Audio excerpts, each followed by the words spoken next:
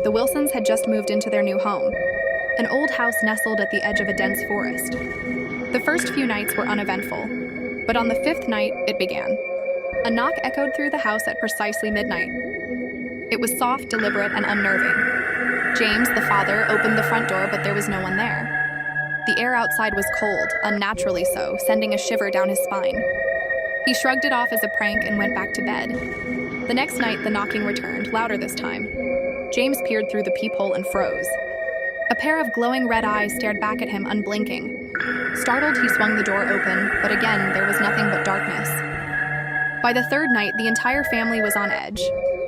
They gathered in the living room, huddled together as the knocking resumed. This time, it was accompanied by a faint whisper, barely audible but chilling. "Let me in." The voice was weak yet insistent, as though it came from something just beyond the door. No one dared to move. On the fourth night, James decided to ignore the knocking.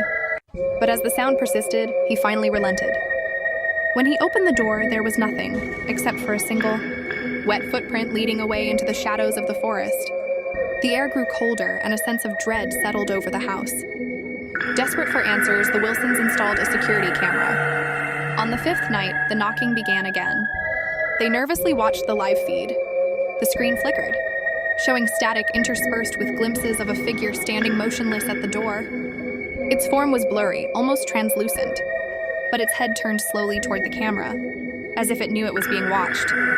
By the sixth night, the knocking grew louder, more frantic.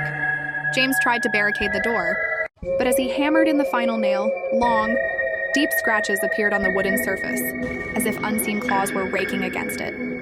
On the seventh night, the knocking ceased, replaced by silence.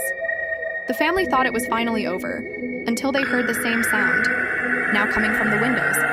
When James pulled back the curtain, he saw a figure pressed against the glass, its face pale and distorted, its mouth stretched into an unnatural grin. By the time the police arrived the next morning, the house was empty.